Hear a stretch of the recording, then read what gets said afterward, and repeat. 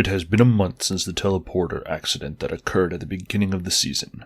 An accident that has had the side effect of switching the Sasha from our dimension with that of one where the Rangers are much different. The Sasha now residing in our dimension is scared, worried, paranoid, and is doing her best to blend in, trying to figure out what those that she perceives as her kidnappers want with her. Let us see how it is going.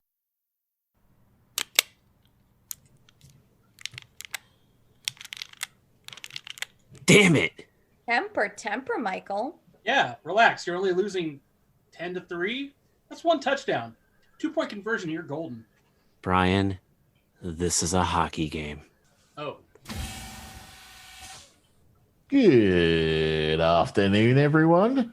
Ben! Ben! What's going on, Ben? Let's worry more about what's going in Ben. Coffee on? Yeah, just brewed a fresh pot. Long night, Brian? Yeah. I've been trying to figure out what caused the teleporter explosion. I completely ruled out the Putron theory, and it doesn't seem to be an issue with the particle retention systems. Have you checked the light frequency analyzer? No. How did you know about that? You would not believe some of the things you talk about in your sleep, my dude. The other night, you passed out on the couch and recited your grandmother's recipe for gumbo. Yeah, plus the night before the explosion, you were rattling on about all kinds of things. You frequently name all kinds of doohickeys and thingamawatsits while catching green time. Yeah, the night before the explosion, you jabbered on about the light frequency analyzer and refracted transmitter lens and something called a critical burst portal, or I think. Wait, did you say the I've just had an idea. Excuse me. Whoa, hold your horses there, Brian. Before you lock yourself in your lab for hours on end, we have an episode to record. So get prepared and head for the studio. I've been looking forward to this one. Ah, of course you have.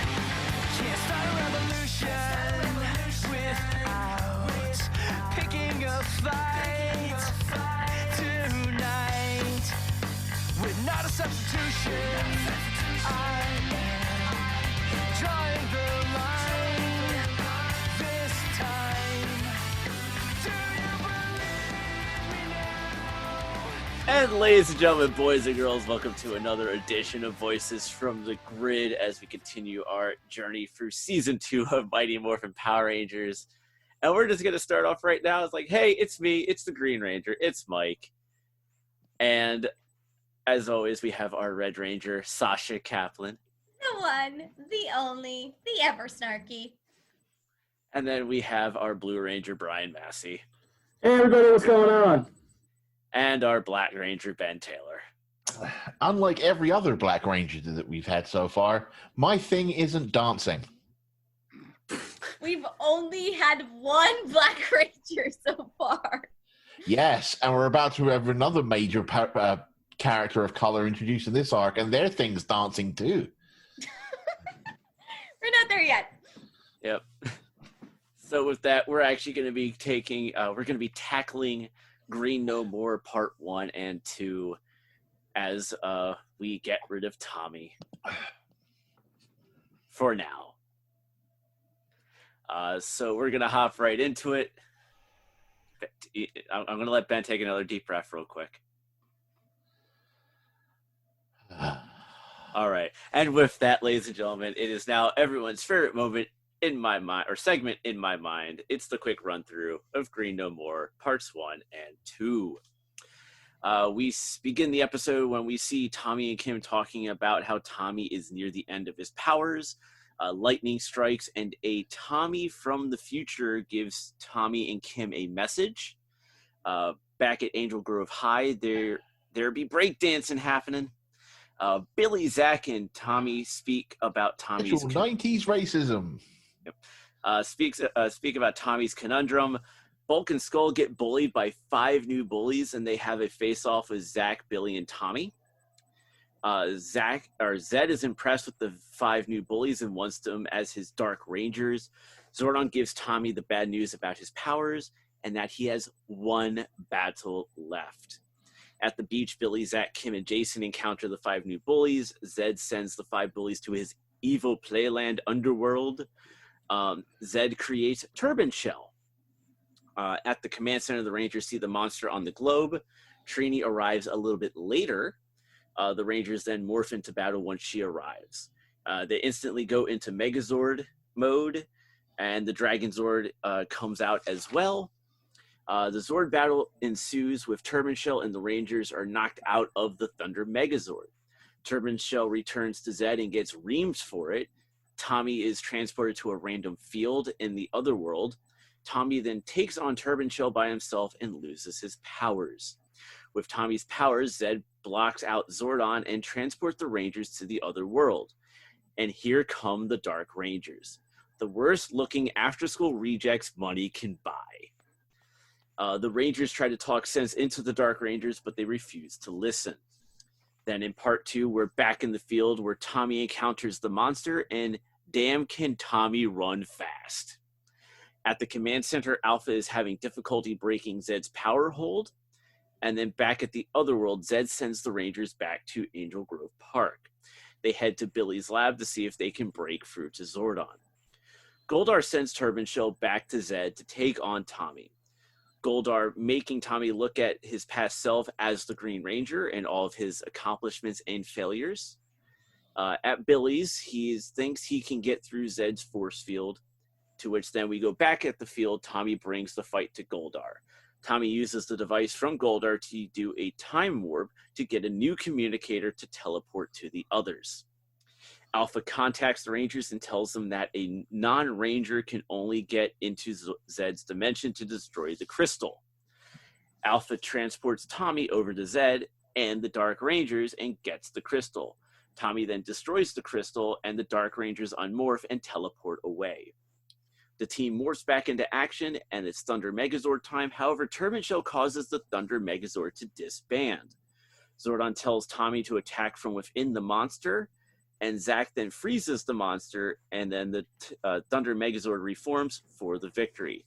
Back at the youth center, the Rangers make peace with the 5 bullies, and at the command center, Tommy no longer has powers, but is grateful to have been a Power Ranger. And that is Green No More, parts 1 and 2. All right. What's our opening question, Mike? Our opening question is, how did you like the writing for this one compared to the Mutiny's 3-parter? It was way better. It was There are better. there are some really nice moments in this one,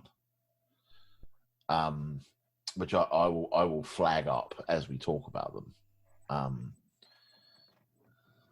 Brian? My thoughts on this? Yeah, what are your thoughts on the writing? I thought that I agree with you. It was definitely better than the Mutiny. This was kind of like the Green Candle in that it was literally supposed to be bring an end to Tommy's time on the show. And it turns out that he was so popular that they were originally going to get a guy named Brad Hawkins, better known as Riot Steel and VR Troopers, to be the new White Ranger. But, I guess kids wrote in so much after this episode and were like, please don't let him go. That's what wound up happening. I like this episode.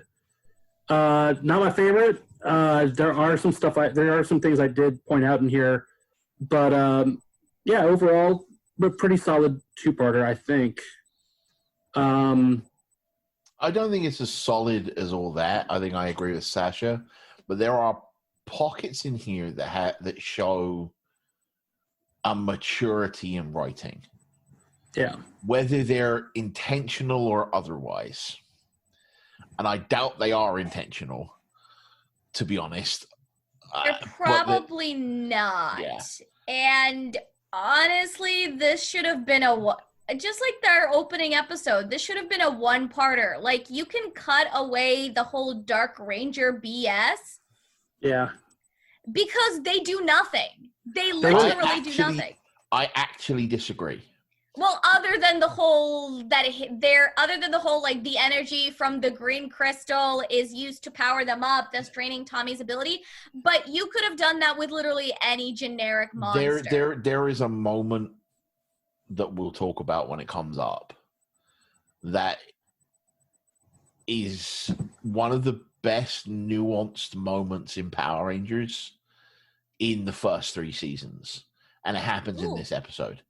Bold statement. I am intrigued. I guess we will get there when we get there. I will say that Zed's plot is, like Brian said, it's kind of similar to the Green Candle. The point is to get rid of Tommy and like drain the last remnants of his powers. I guess now we've moved on from candles to crystals. Yep. So all right then. I think it's interesting that like the villain characters, this isn't like Rita, where we had a rogues gallery, we had, Finster, we had Babu and Squawk, we had and then Goldar and Scorpina. Here you just pretty much have Lord Zed. Same thing. Goldar, yeah, pretty much. You have Zed, and then you have Goldar, and then you have the Monster of the Week. And speaking of the Monster of the Week, while I do like... We'll get to where are we then? I'm still at the beginning. Okay. If we're at the beginning, then let's talk about Zach's cousin that I don't think is ever mentioned. Even before that. Because I need to mention it, because when Mike and I recorded the Green Candle episode, right, I was very critical of the scene that came after Tommy lost his powers and, Kim goes to see him. And he's basically not that bothered. He's just doing Tai Chi by the lake, and there's no real acting out of him and feeling of loss or introspection, right? Whereas here, that first scene where he's playing basketball, you actually get a sense of him being introspective and not wanting to lose his powers, right? Which you didn't get the last time. So I needed to flag that because I was critical about it before, right? That makes sense. I also like that they set up this weird time loop with Communicator and all that, but you never see them close the loop. Because you see this message being, in the final battle, Communicator, that's all I can tell you, blah, blah, blah, blah. And then you never see him go back to give that message. Right? That's not how science works. I guess it depends on the multiple theories of time travel you subscribe by. If you don't set up a time loop that tells you... But on the... If you do something that causes you to alter your actions in the future and you don't go back to make that thing happen, that's a paradox. On the other hand, do we know for sure that this is the place where Tommy makes that recording from in the time stream? Because you can tell by what he's wearing. Oh, come on. He wears that same outfit 5 times. The very same sweat stains on his outfit. I mean, they kind of imply it, and you're right, but you could theoretically suggest that this is something that happens later in the series. But you're right that they don't address it. He also leaves the time thing behind when he teleports out. Okay, then yeah, he's just a dummy. I stopped myself this time. How am I not the one swearing here? This is a Tommy episode. Again, I'm still writing off the Deadpool episodes we have recorded at this point. I will say, I saw that, and part of me was like, did they just do Batman v Superman, like Lois is the key scene, like 20 years earlier pretty much. with the Flash. As Like long I was as, like, as long as they aren't saying Martha. yeah. Then we have the introduction of Zach's cousin, Curtis, And he knows how to moonwalk. who, much like Zach, is a one-dimensional dancer. Oh, also, I have to ask a question about like the beginning sequence of this at the school. Is this a new year? Yes. Okay. Because otherwise I was very confused about why there's all of a sudden a whole slew of new kids. Like, did the next neighborhood over from Angel Grove, like the next town over from Angel Grove get destroyed? And like all of these kids suddenly had to move to Angel Grove? Yeah, see, Oh when my- they really meant to attack when the piranha monster and the mutiny went to have the Zords attack the motocross that dirt bike race, they really attacked the town over by accident. The implication is that every season of Mighty Morphin is a year of high school. Fair. Yeah, I guess that makes sense because we do see them finally graduate. So Well, I mean, Yeah. and that's kind of the premise of why they had to leave in Turbo. Yeah. So which That's is like 5 years though. stupid, and we will get there when we get there.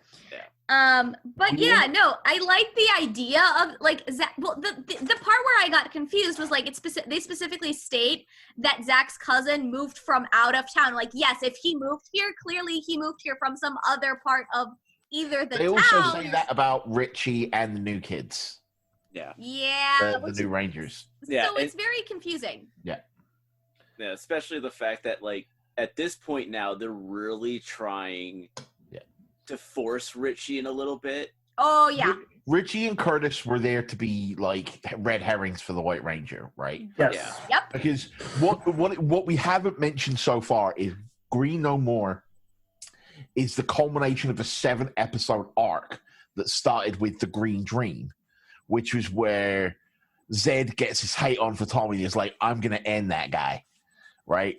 Bonus points for Zed. So this is like the culmination of that. And they've been very slowly, because we're only like 3 episodes away from the introduction of the White Ranger, right? Yeah. Which is no time at all in Power Rangers, right? So it is worth noting that they are really putting the hard tease on introducing new characters so that when the White Ranger is introduced, there's some question as to who it could be, right? Yeah. The difference being, after the White Ranger, Curtis sticks around for like 1 or 2 more episodes, but Richie is dropped quicker than a pair of drawers in Thailand. Yeah, because the original plan was for it to be Richie. Oh, okay. Yeah, the original plan was to have Richie become the White Ranger. It's why they're actually also, in a way, making it where Trini was always having interest in him. The personalityless, talentless, pretty boy. One-dimensional lad. Well, and part of the problem is... I mean, is they that got the same thing with Jason David Frank. But the thing is, though, is that they didn't really give Richie much, or Maurice Mendoza, who's the actor who played Richie, they didn't really give him much to work with either. They kind of just put him there for, the like, normal the glance. teenage human. Yeah, like, I think the most amount of dialogue was with Curtis saying, hey, I'll show you the juice bar, I'll show you around because I'm new too.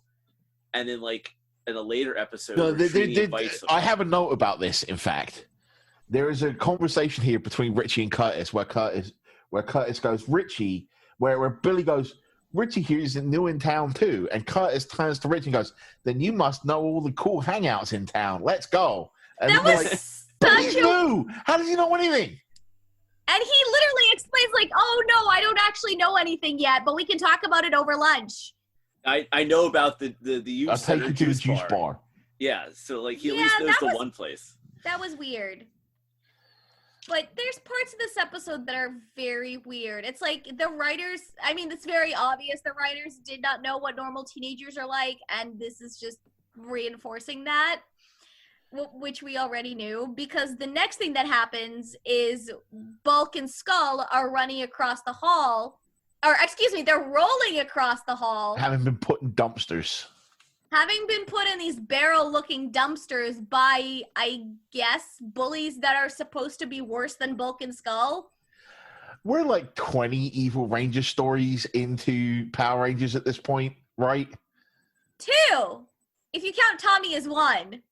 Technically 3 because But then Billy you was have, under like, a spell at evil one Billy, like Billy turns evil in one episode, and like, Oh, he turns into a punk. and That's not the there's same the thing. Power Ranger punks, and then there's like we're talking they go to the Evil Ranger well a lot.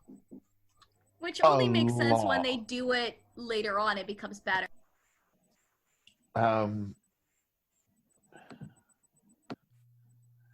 And this is the moment I wanted to talk about with these new 5 teens. That was an excellently nuanced moment, and I'm 900% sure it was utterly unintentional, right? And there's this really interesting moment when after Bulk and Skull have gotten out of the canisters, and the 5 new teens walk up and like intimidate Bulk and Skull. Zach has this moment. It was like, I'm gonna kill these people, right? And it's this moment of like they dare to pick on Bulk and Skull. That's my Like, job. That's exactly what I was saying. It's this moment of wait, you don't pick on Bulk and Skull. I pick on Bulk and Skull. Like it's just this one movement of Zach getting ready to move forward to just jump to Bulk and Skull's defense, right? It's a really nice, nuanced moment that I'm absolutely sure was unintentional, but it's juicy. Brian, Yeah. you're being very quiet. No, I'm listening. Yes, that's the definition of quiet. Do you have anything to say? I honestly, I was kind of hoping if they were going to introduce a new group like that they were going to do something like that. And obviously, we didn't get that until like in space with like the Psycho Rangers, which I don't know. Like I kind of looked at those suits and I was like, could they have done anything a little better than that? Because like we'll get to the suits. We're still at the point where they're in the high school meet. Yeah, they just can't. Yeah, because keep in mind, only Billy, Tommy, and Zach have met these 5 new bullies. Yeah, and at this point, the others haven't met them yet. Well, they meet them shortly thereafter. We'll get to that. Yeah, I would say to anybody who's trying to get into acting, and let's say that you're going to do a bully role, don't watch this and go, this is what I need to do, because it comes off so just like, oh my god, you think that like Bulk and Skull are like really bad bullies, which we've gone into discussion how they're not really bullies about that.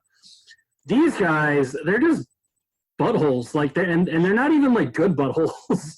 And I think the guy that was wearing blue, I swear he looked like where's my note here? He looked to me. Sorry, my tab is messing up here. He looked like a young John Oliver with a flock of seagulls haircut, trying to be tough. And I was like, who are you? Like, but I do wish that, like, maybe they had gone somewhere else with these guys. Obviously, like, at the end, I'm not going to spoil what happens at the end, but, like, I was like, okay, cool, that's great. We're never going to see these guys again, are we? Yep. That's the Power Ranger way. Love the fact that he's like, there's this magic green crystal, and I've got, there's now a magic green crystal. First there's a candle, now it's a crystal. Yep. What's next? Mm-hmm. A green armoire, some form of green couch, a lamp, perhaps. No, it'll be a green light bulb. Well, And it's always flickering. Well, I think well, let's be honest. Like, the purpose of the crystal is that okay. Like, and I talked about this in the mutiny, and I'll actually talk about it in the next episode after this one, is that the green candle is really the source of the powers. The crystal, and this is just my understanding, even though it's really never been described. You sure know how to suck all the fun out of a joke, don't you, Mike? I love you too, Ben. But the crystal really is there to absorb the powers so they can harness it. Right. But green candle, green crystal, like just Pick one and adjective. let it Yeah. end. Yeah. Well, this goes back to like they really dragged this Green out. headphones. There you go. Like the entire concept of Tommy losing his powers has been going on for so long.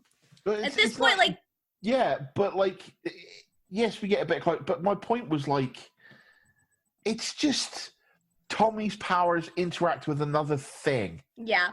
Just have him cast a spell or do a science thing or Throw his stick Tommy's at it. nipple or something. For a I don't stick. He know. can zap it with his staff. Just hit him on the head real hard so he forgets everything. Like, and then there was Fair. this moment where it's like Tommy's in the command center, and Zordon's like, the one thing is significant is that even though you were in the middle of battle, you weren't in your Green Ranger costume. And Tommy's like, without my powers, how can I ever win? I'm like, it's like you haven't been paying attention for the last year and a half. Also, You there's do a this really all the time. there's a really funny bit in this scene. I found it funny at least, where like because Tommy had a bioscan and he's waiting for the results that are going to be available the next day, and then the bioscan results just like print out on a computer, and I just pictured that scene from My Cousin Vinny. Where he's like, this computer readout confirms that. My biological clock is ticking. Best movie. But Yeah. no, it's just like I'm like, it's one of those moments where you remember how much technology has changed. I'm like, why is it print? It took me a second. I'm like, why is it printing out the results? Matrix. Oh, You have a view screen. Like, come on. it's supposed to be like the bridge of the Enterprise, guys. Come on, like you're dependent on paper. Yeah, Yeah. seriously. Like, come on. Get with the times. If Star Well, Trek this can is- do it, you can. The next step here is this was bound to come up, right? The teens are at the beach, and Kimberly says, I just spoke to Trini, who's staying with her grandmother. This, even though it's been going on for a couple of episodes at this point, this was the first real plot-heavy episode to be affected by the falling out with Saban that Austin, Walter, and Twy Trang had, right? As they'd stopped turning up for ADR, which is why all of their Ranger dialogue in this one is taken from other episodes, right? And this Trini barely appears, right? She pops into the command center later, right?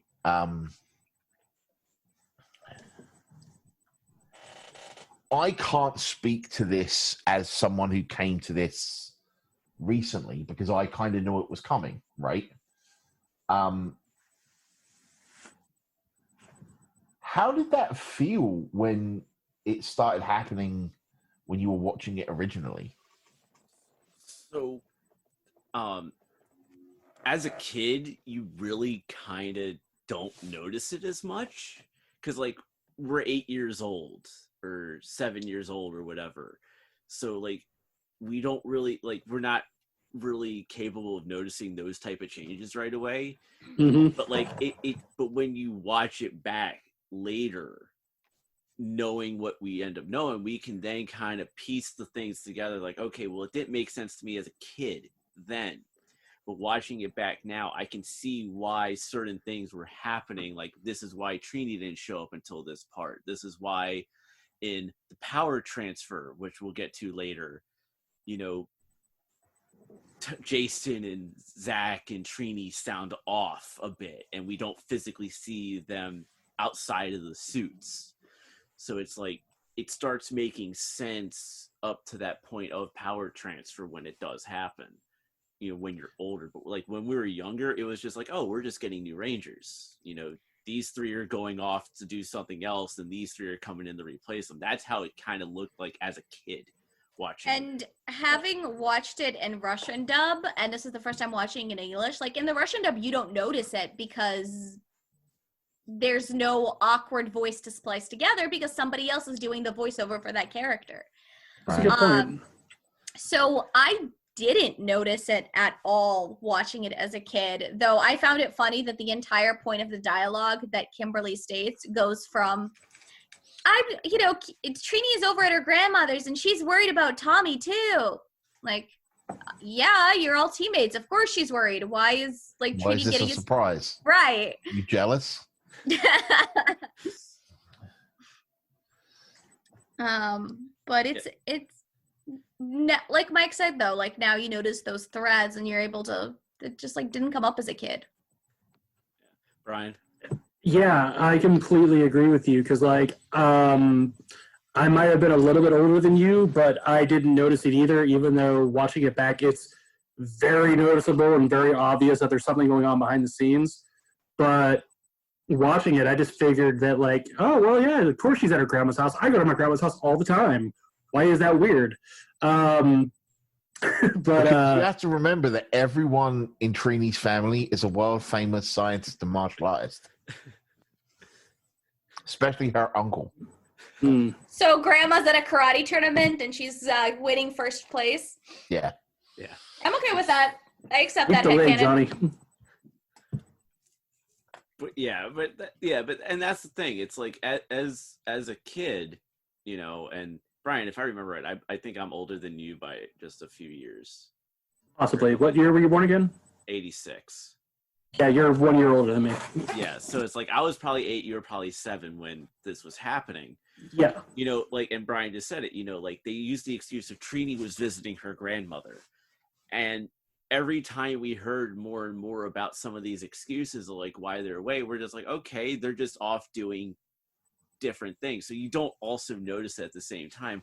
Although there is one moment though in the last episode that you and I did together, Ben, the Guitardo episode, where even when they're all together doing the picnic, when Jason speaks, it's really not Austin St. John talking. That's a dub over, and you're literally looking at Austin St. John. So, and of course, for Brian and I, we wouldn't notice something like that when we're 8, 7 years old. It's something we would notice later on when we rewatch the show, when we see that. Yeah. So I just thought it would be an interesting thing to chat about because it's so blatant to me, watching it now. I guess you didn't have all the information back then either with what was going on and that. No. Yeah, because the dirt sheets then were strictly in Hollywood, and you didn't have it on the internet like you do now with everything at this point. And even if there were dirt sheets like that available, again, we were 7 and 8. Why would we, especially since the internet wasn't a thing and it wasn't something that was readily accessible, why would that be something that would interest me? It's kind of like with wrestling where you would, kayfabe was still a thing and it was still protected. Yeah. So you don't need to know about all the stuff going on in the back because we're just trying to get you a product.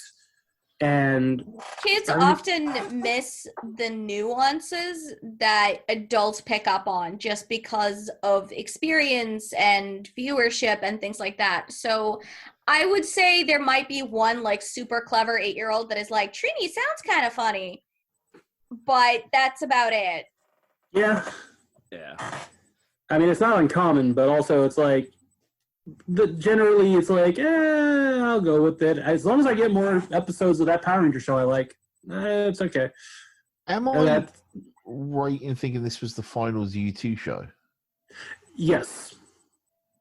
I couldn't remember if it was this one or if it was the one after. Let me take a closer look here at the notes. That's actually one of the questions I was going to ask Brian was can you tell us which was Die Ranger, what was G Ranger, and Ju 2? Okay, so I actually pulled this from from the Ranger Wiki. It says this is the 25th and final ZO2 episode produced for the show. Rumors have circulated that there was a 26th ZO2 episode featuring the Pythor monster, which was made into a toy, but never made a show appearance, and that's neither really been confirmed. Also, talking about Turban Shell. Turban Shell's footage when small was made exclusively in America and is technically not ZO2 since he was filmed only as a giant in Japan and they merely shipped the shoot over here. So all that footage where he's fighting Tommy, that's all American made, obviously. But they never filmed him, fighting the Rangers because I guess that was just stuff that they wanted to film over here. Yeah. So. Ooh. And then after that, we start getting way more dependent on American suit footage and Die Ranger footage. Yeah, because that was definitely something that I was curious about because I knew that there was going to be that cutting off point where they completely moved away from Ranger and just focused on American and Die Ranger specifically at that point. I just wasn't sure. I couldn't remember where that cutting off point was. Right. For it. So, and that was here. I was here. You've reached your destination. Can we talk about the monster yet? Shell? Yeah, because I have one gripe with him, or I guess with the writing of this episode because of him. There's a point where he leaves the battle right where he has the Power Rangers exactly where he wants them, and he's about to defeat them, and we get this 30-second scene of him going to Zed, and Zed is like, "What do you mean you just left the Rangers when you were about to kill them? Go back down there, dude." He's like, "Oh, oops, sorry." I'm like, what was the point? No, This is just padding. he said that he had to recharge his shell. That was the excuse that he was using. The excuse that he used was that he had to recharge his shell so he can finish off the Rangers. And then Zed was like, "I don't care if you need to recharge your shell." I quite liked this because it set Zed up for when he lets the Rangers go later to be like, well, I just did the same thing I told him not to do. It was kind of I quite like that. But yeah. See, I don't, because I feel like it's just wasting time. Well, it's an absolute waste of time, don't get me wrong. But, I don't know, it's not the worst sin that this episode perpetrates. That's fair. The flashback to the beach scene from... Sorry, carry on, Brian. I was just going to say something funny. Whereas, this is the equivalent of, it's like a two-parter that should have been a one-parter, a.k.a. this is a meeting that should have been an email. Where, we didn't need the email chain. This could have all been done in just one big email. Yeah. It's the 90s, it's email, but this could have been a text message. Actually, you know what? This could have been a beeper message. Pager. Yeah. Pagers, there you go. And so the thing about what I came to call the anti-Rangers, which are the 5 teens before they become the evil Rangers. The Dark Rangers, I suppose they're called. Yeah, that's what they're called. They would have come across as more of a massive threat if at any point the Rangers took them seriously, right? Every time the two teams meet, all of the actual Rangers have these looks on their faces these guys are comedians, right? They're just literally laughing at them, right? They're not intimidated at all. I mean, look at Billy in that shirt he was wearing. He would probably take out all 5 by literally himself. In my notes, I say the anti-Rangers would have been more of a threat even if they were the 5 Rangers weren't even looking at them like they were 3-year-olds. Kim could dunk on these fools. Yeah. Also, when they square up at the beach, the blue anti-Ranger barely knows how to make a fist. Frankly, Billy could dunk on these fools. Pretty much.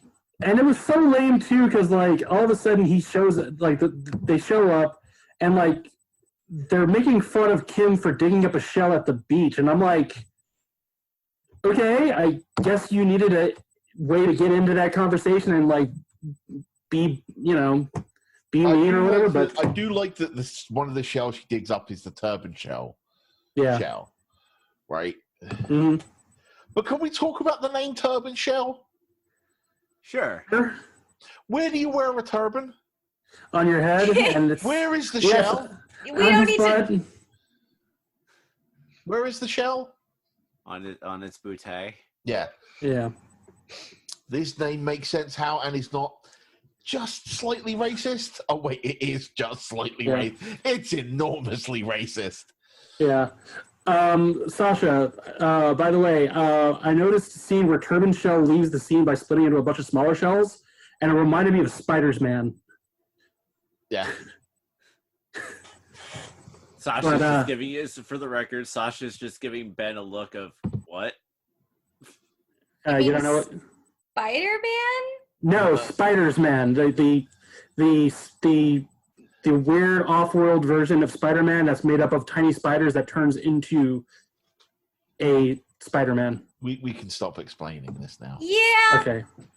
It's a Spider-Verse thing. Yeah. Oh, yeah. That's a thing that I blocked out of my mind. Thanks, Brian. You're very welcome, Sasha. And so the 5 teens are teleported from the beach to appear in front of Lord Zed. He says, "Welcome to my other world, aka Which the looks same, nothing- the same quarry and cave we always use." They could have at least put a sepia tone on it or something to make it look different. Yeah. I don't know, but yeah. Also, can we talk about the fact that the Dark Avenger costumes look like you ordered them on Wish for $2, and this is what you got, thinking you'd get this Power Ranger suit. Yeah. Yeah, what was that line that I used again? I used the line of, where is it? The worst looking after school rejects money can buy. I like my version better. But it's also kind of sad that I was expecting at least a fight with these evil rangers. Yeah. But here's what we don't get. We don't get a fight with these evil rangers. Nope. And we also don't really get a good reason of why they're joining Lord Zed. It's more of he promised us his loyalty. I'm like, and Oh? what does I that got the get you? I got the feeling from the way that they were acting when they showed up that they were hypnotized or something. But that might have just been really bad acting. I Now, think that it was really bad probably just acting bad because- acting. Because Yep. if they wanted to make that known, they could have used a different line, we serve at the pleasure of Lord Zed, letting us Yeah. know that Well, not they're only under that- my control. Not only that, but when the 5 bullies are first introduced, Zed openly says, "I like the attitude of these 5. These Yeah. could be my Dark Rangers." So they're definitely not under a spell. It's definitely bad acting on that Okay. part. So Well, my final note for this episode is those costumes. What are those?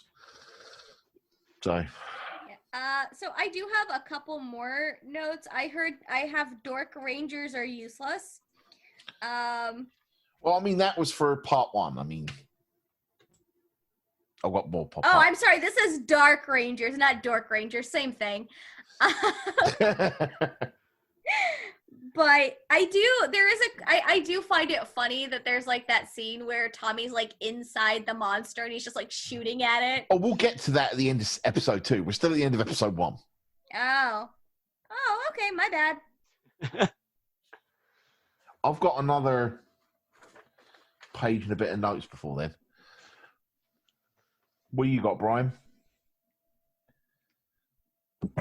When we're still talking about episode 1. Just at the tail end of episode 1, yeah. So I don't know. The last thing I wrote was, okay, Tommy is powerless and left to hide as the other Rangers are trapped while the Dark Rangers are planning to deconstruct the world any minute now.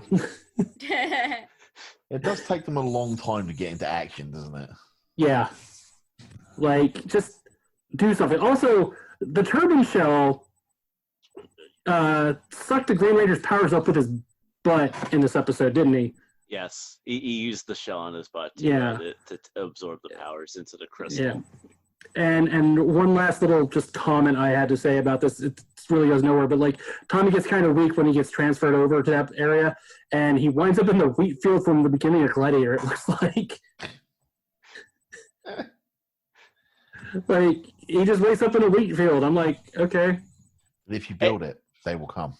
Yeah. At least they used a different place. Yeah.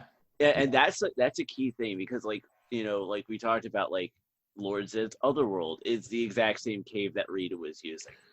Yeah. And stuff like that. So it's like the fact that they put, and instead of putting Tommy in that chamber, that dungeon in the palace, like they did a lot in season 1, putting him in this random wheat field and calling that the Otherworld and changing like the tinting of the lighting was actually a good touch for it because it actually made it feel so different compared to what we've been used to seeing before. I'll agree with that. Because it was definitely like you really hadn't seen them fighting in a wheat field before, and I was like, well, I mean, why not take a page out of like Superman's book? I guess I don't know. Since we're on to the fight in the wheat field, very interesting note is that in Green Candle, right, Tommy can hold his own against Goldar. Yeah. Right. Without powers. But he is getting handled by Turban Shell. Like, he's getting handled by Turban Shell easily. And it's an interesting note on the fighting prowess of the two, one might say. Well, one could also say that when it comes to And another nice little what I consider is a very unintentional but yet nice piece of continuity is I love the fact that Zed could use a Ranger's power to seal the command center off because you have to have a Ranger's power to enter the command center. Yeah. That was a nice bit. I quite like that. It probably completely unintentional once again, but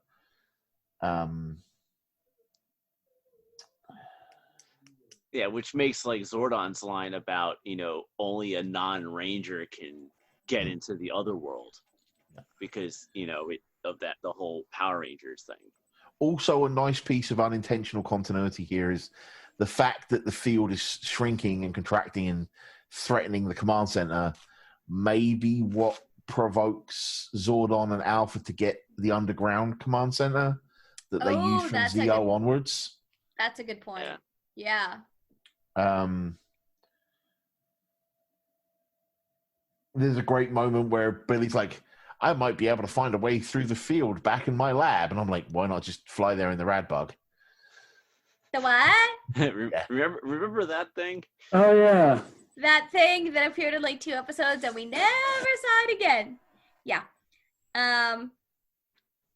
Also, one thing is I don't know if this at that point was like the inexperience of the actors or the cringy dialogue or what it was. Or maybe it's just because I can't stand Tommy, but like Kim and Tommy in this episode are just like, I can't be bothered. They're just kind of cringy. Well, aren't they supposed to be dating at this point already? Yes. They are, but they don't even talk about it anymore. There is no chemistry between them. 0. But going back though real quick, because you're talking about like the Turban Shell Goldar differential for Tommy's fighting them.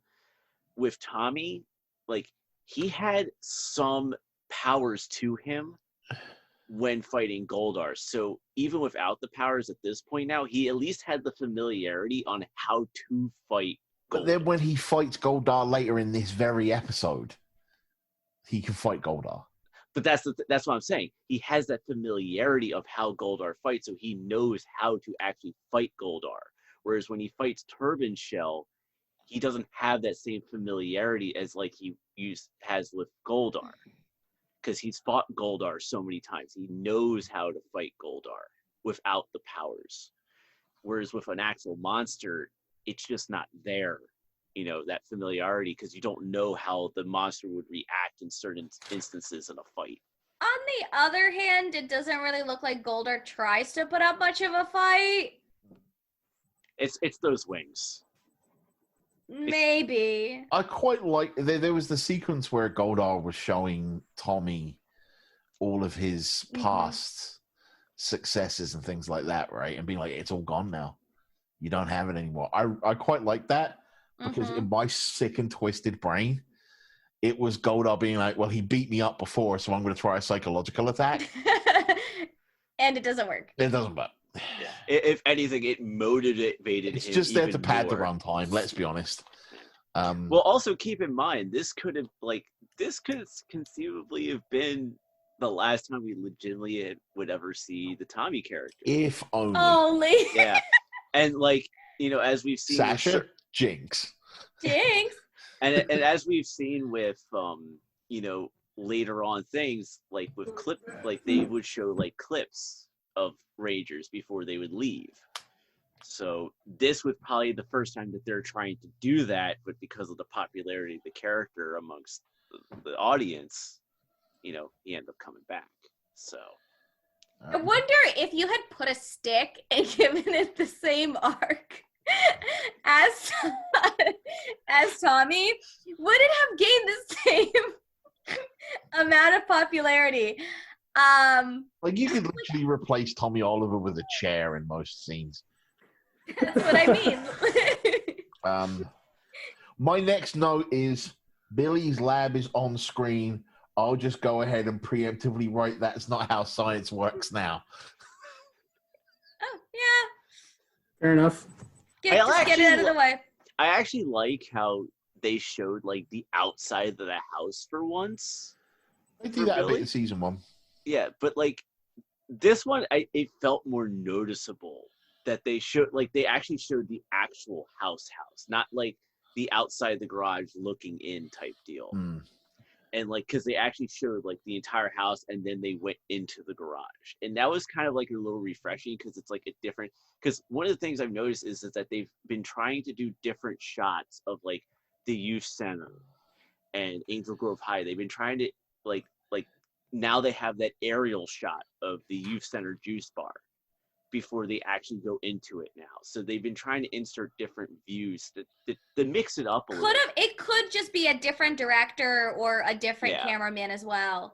Yeah. But either way, it's still good that they change up the shots a bit. You're not getting the same shot over and over like you did season 1. Sure. So Goldar is planning to send Tommy into space. Why not just do it? Seriously. Or put him in a dumpster. Dumpster Tommy. Yeah. He'll be back. He'd come back like Rita. I'm free. Time to take over Power Rangers again. Tommy's kind of like a gift that you re-gift and then somebody re-gifts it back. And each time you try to get rid of it, it just keeps coming back. And every time it's worse. But, and then out of nowhere, he's like, oh, I'm going to do it with this time device, right? I'm like, that's just an excuse to make the first part of the first episode make sense, isn't it? But then you don't pay off the time loop, so... Yeah. Paradox? How can Tommy teleport out of the other world when the command center is still sealed? Well, see, that's the interesting thing, because it's like, if you look at the message in the beginning, right, future Tommy just says communicator. Right, yeah, carry on. It should be good. So then you have this Tommy now in the future. Yeah. I think he goes to past Tommy. And this time, it's like you said, the paradox. Yeah. Instead of him saying, I need like something about a communicator, this time he acknowledges, I got your message about the communicator. Here it is. Because apparently maybe they might have done something that off screen to make the communicator work in the other world. That is... I have to think of a word that is safe for this show. That is all levels of backwards, awful mental gymnastics on the part of the audience to try and make the flaws of the writers work. The only thing I could possibly like think of is like because of where Tommy's communicator was and like he didn't have it, maybe Zed used that as a way to like entrap the it's still mental gymnastics, but like entrap the command center so that when Tommy used his communicator, it like freed the, I don't know. I've had a long week. Want to I don't break know. down the barrier. Yeah. Yeah. And the result of Tommy being able to then use the communicator, his communicator, and get to Billy and the others, that's when magically the breakthrough happens, and they can talk to Alpha at this point now. Hey, look at that. I figured it out. No, you didn't. No. Because we really don't know. I'm still this confused. show doesn't explain anything. That is not how writing works. Yeah. No, it's true. There shouldn't be these like 5,000 word puzzles that we need to 5,000 piece puzzles that we need to figure out to make a tiny little plot point fit. But again, this goes to something we said earlier. This is a show for 8-year-olds. They think they don't have to try. Right, they're wrong. They are wrong, but that does not stop them from not trying. Like one of the interesting things is, and Brian, and you can hop in on this too, because, you know, one of the interesting things when we were at Power Morphicon, Mm-hmm. when we're walking around, was not just the number of adults like our age going up to like people like Austin and the original cast saying like, thank you for doing the show, you know, it helped me get through all this other stuff, but it's kind of amazing about how a lot of them still stuck through it up to where we are today. Yeah.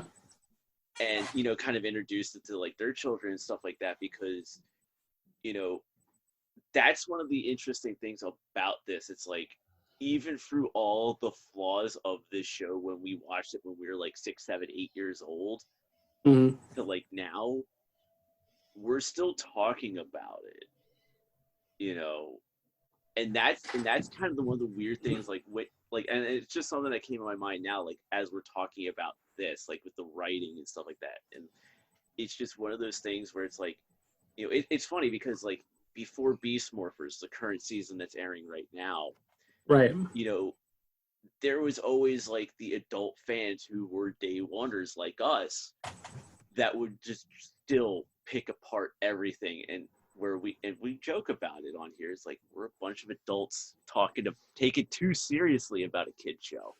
Yeah. And you kind of see the parallel of how it went, you know, from where it was then to where it is now. At the same time, while yes, there are some things that I think like we have to acknowledge that this is a show for kids and all that jazz, but at the same time, like we should demand more from our children's televisions. Like look at like key point, Avatar: The Last Airbender. My brother was 7 years old when that show aired. Like he freaking loved it. And you know, a show can be, whether it's live action or animated, can be complex, can have a good story. And if it has good writing and good animation and a good balance of action and character driven story, then like it's going to entrap the adults and the kids. And probably better that it entraps the adults because they have to suffer through it while the kid is watching it. Right. Yeah. No, go ahead, Brian. Well, what I was going to say is it's funny because this very conversation is kind of why Hasbro is doing the things that they're doing right now with the franchise as a whole. Because, as you know, they're starting to build up towards, obviously, Dino Fury is coming out soon, and then they're going to do a new movie that's going to, you know, interlope with the TV shows, and they're going to try and do all these different projects for adults and kids. And I feel like shows like Avatar: The Last Airbender, and there's been this revolution in animation, like shows like Steven Universe and, you know, She-Ra and stuff like that, where Power Rangers could absolutely benefit from writing like that, because those shows pay so close attention to what they're trying to do, and they set these little threads up, even like the first episode, that pay off. And I feel like hopefully we're going to get that with Power Rangers going forward. But to expect that from a show that happened in 1993 was asking, honestly, way too much, I think. Because it was a quote-unquote dumb kids show that we're going to put out and try and make as much money as possible. Yeah, nope, I'm going to disagree with that. I'm sorry. Case in point, X-Men the animated series. Well, and not only that, but Case in point, Batman the animated series. Like, yeah. Well, yes, I think the thing is though is that we're talking about two different mediums here. We're talking about X-Men and Batman that are comics that have long been established, that have a lot of source material that they can work off of. Whereas with Power Rangers coming over here, yes, there is source material, but it's from Japan, so they're actually making all this up. Plus, as we talked about, they did 60 episodes in season 1 when it was only supposed to be like 30 something. So they're making it all up, so they have the opportunity to do it right the first time. Yeah, and that's the thing. It's like I think at this point, because the Fox wanted so many episodes, and they probably wanted more episodes than they probably could produce at a time. Like, look how many filler episodes we got. But they also could have adapted Sentai plots, which they do too, and which I don't know to what degree they do that this season. Brian can chime in on that, but not very. Yeah. Okay, so this season they didn't really do it. Okay, so then this is a case of them going independent after last season, maybe relying more on the Sentai plots and threads. So maybe that's part of it, but I still think that like it's okay to set a bar and acknowledge what episodes are really well written and really well done, which there are, and the episodes that are very clearly like this one that are okay, but they're not gonna. You can put all the excuses you want. You can use all the reasoning you want. You can use all the ifs, ands, or buts that you want. Yeah. But just because a show is targeted at children doesn't mean you should treat them like they're stupid. Yeah. Fair. To paraphrase the comedian Mitch Hedberg, every show is a kid's show if the kid can watch TV. That is true. Valid. Yeah, and also My like childhood right there. and then also going back to the one point about the Sentai for like stories and the Sentai that can be adapted over here, I don't think we really see that again on a more regular basis until we get to season 3 of Mighty Morphin with Kaku Ranger. Mm-hmm. And I think the first time that they really did that with a season was Time Force. You mean where they adapt the Sentai straight? Yeah. Yeah, they literally like they did American actors, but they took pretty much that entire plot thread and they went, we're gonna do this pretty much beat for beat. Yeah. They added in some new stuff, but like they went beat for beat with like a lot of the stories. There's a lot of similarities in Lightspeed Rescue as well. Mm-hmm. Sorry to bring up my favorite show, but since it's relevant to the conversation. Yeah. There are a lot of similarities to the Sentai and Lightspeed Rescue, but it's not to the extent there are in Time Force. Right. Not even close. Yeah. Well, it all depends on who's in charge, who's writing the show, and who's writing the plots. Yep. And speaking of writing, this I think it was this episode. I did want to point this out when it came up. This episode was written by someone called Stuart St. John and directed by someone called Jon Stewart. I just found that amusing. So to, I guess, go back to the actual plot of this episode, otherwise we will keep talking forever and ever. Yeah. They defeat Turtle Shell, unless there's people have other notes. My only noting is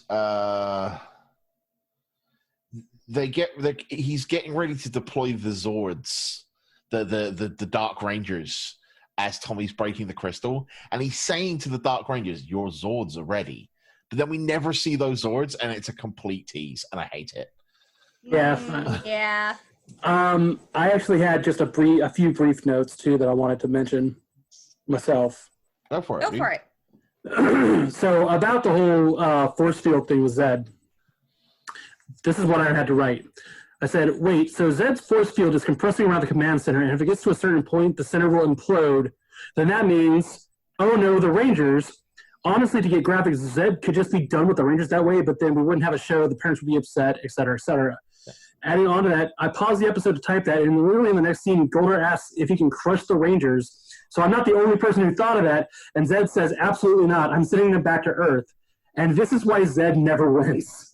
Yeah. Because that is the dumbest thing. It's like you have them right there. Yeah, he literally does what he told Turban Shell earlier in the episode not to do. Yeah. Also, I put something in here about Turban Shell keeps getting called a worm, but isn't he technically a mollusk? Yes. But remember, they are taking all of their lines while they're morphed from other episodes. Right. Fair. Because the people that keep calling him a worm are Zach and Jason. Fair. And the last really big thing I had here was, at this point, there's only 9 minutes left in the episode, but they go from Zordon saying the green crystal must be destroyed to get your powers back and only a non-ranger can go undetected, to Tommy literally showing up and breaking the thing within 15 seconds, which was like one of the most breakneck scenes in watching this. He just teleports in like next to the crystal. It's just like... And nobody notices. Like, he could have been in and out without a problem if he didn't stop to go neener, neener. Yeah, like there was a point where I was like, oh man, how is he gonna, because there was enough time left in the episode because I paused it and I was like, oh man, how's he gonna do that? And like before I could even say that sentence in my mind, broken the crystal. He's already broken the crystal. I was like, what happened? So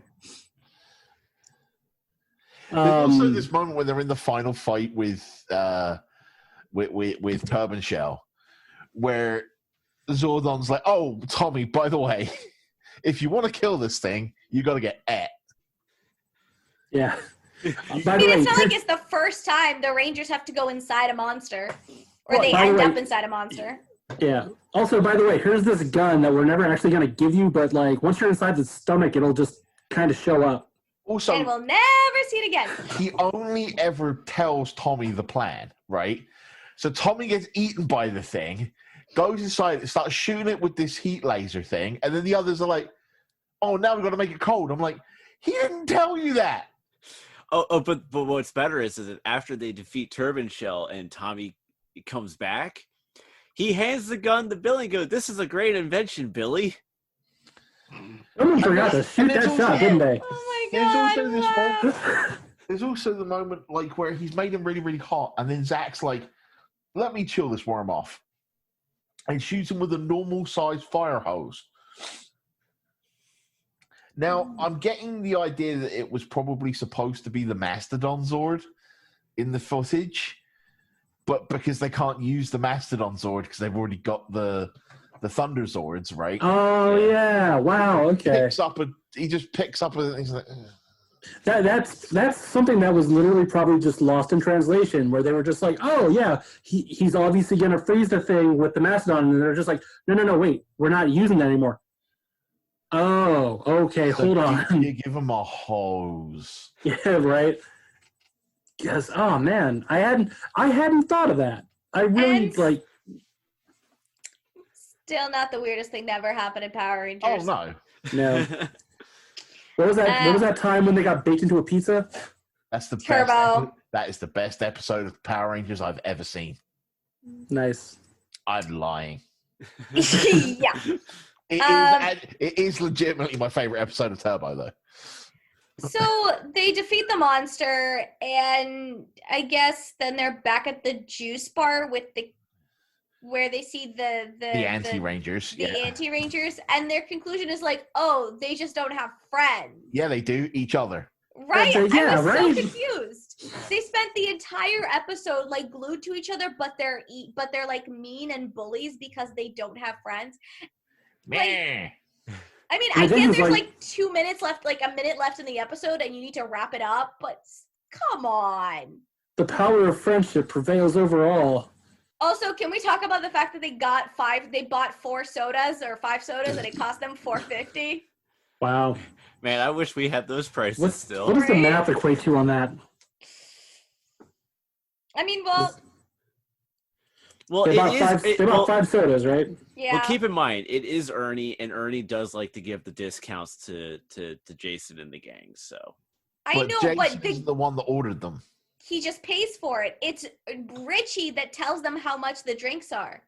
And Richie isn't going to be that nice to them. He's not obligated to. yeah, So 90 cents for a drink. that's Okay. well, maybe in the early '90s, it was like that. You No. know? Yeah. No. The one thing that's actually quite notable about the end of Green No More is, unlike Green Candle, we never actually see Tommy lose his powers. We see him morphed in the fight, and then the next time we see him, he's unmorphed in the command center. Yeah. And But we're it just was sort also of told, whoops, that's it.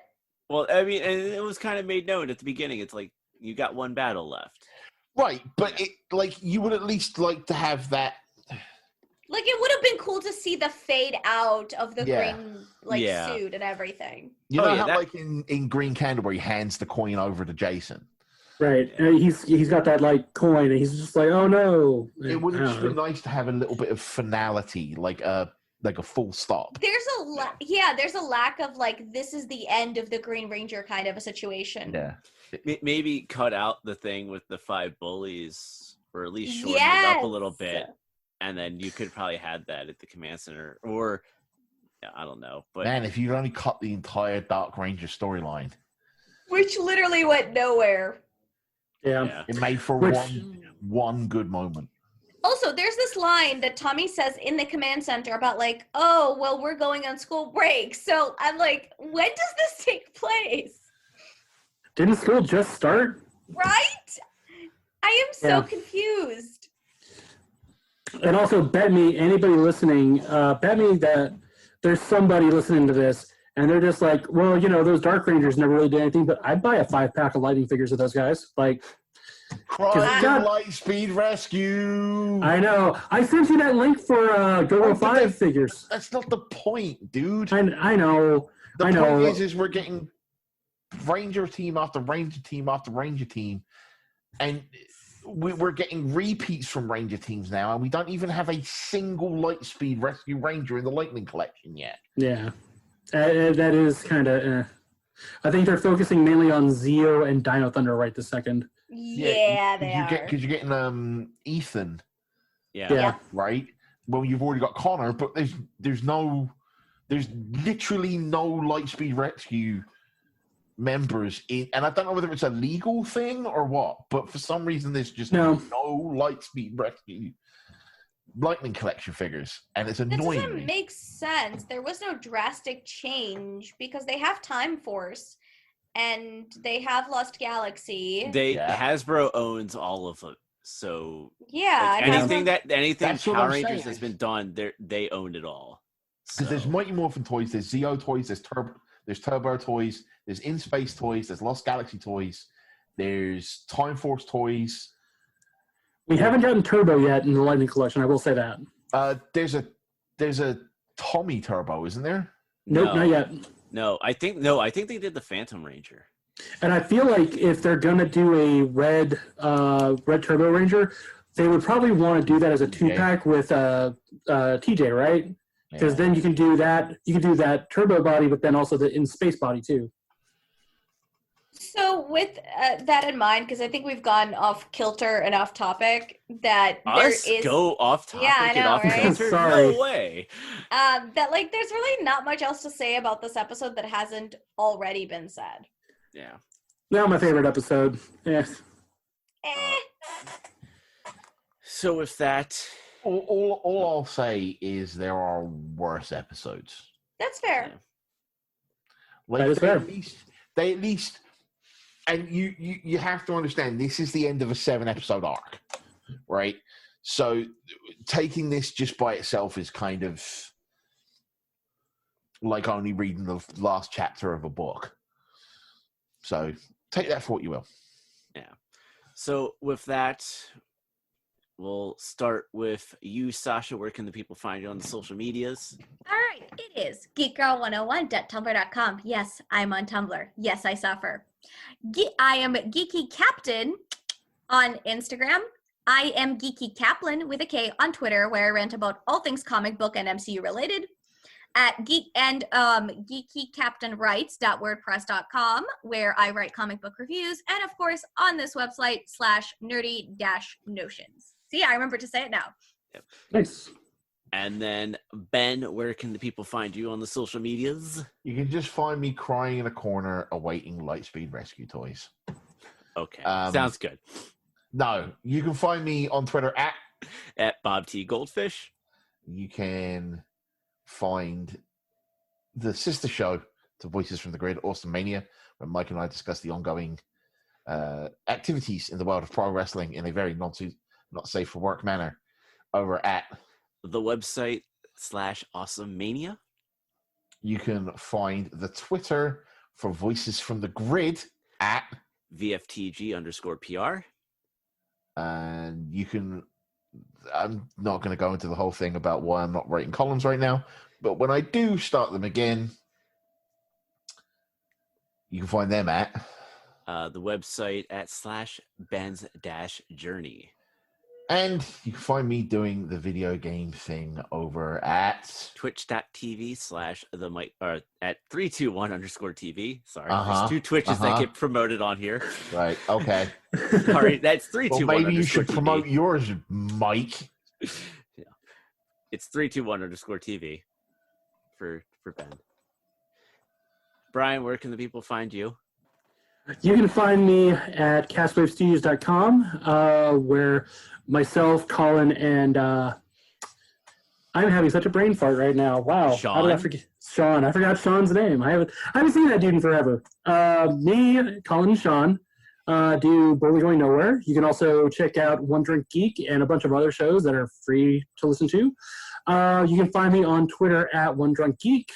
I review craft beer and haven't done an episode in a little bit, but there's plenty of stuff for you to watch there as well. And then also on Instagram at Draken22. All right. And Mike, where can we find you on the Worldwide Wonder Boobs? Twitter at the Lindenbaum75, Facebook at facebook.com/X75Productions. Obviously, the website as always, and on Twitch at twitch.tv/MichaelX75, where I go live Sundays, Mondays, Tuesdays, Thursdays from 6 p.m. to 9 p.m. Just look at the schedule, it'll tell you what I'm playing. So with that, Ben, take us away. As we sit here, bidding adieu to Tommy Oliver for 3 episodes, at least 2 of the 4 of us have a song in our heart. That being me and Sasha, in case you hadn't guessed. And I will say, guys, gals, and non-binary pals, in the words of the 16th President of the United States, Abraham Lincoln, justice for Lightspeed Rescue, and be excellent to each other, and party on non-gender specific honorifics. And once again, until we see each other once again, grab your power coins and your power morphers.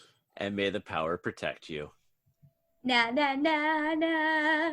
Hey hey hey. Goodbye. Goodbye.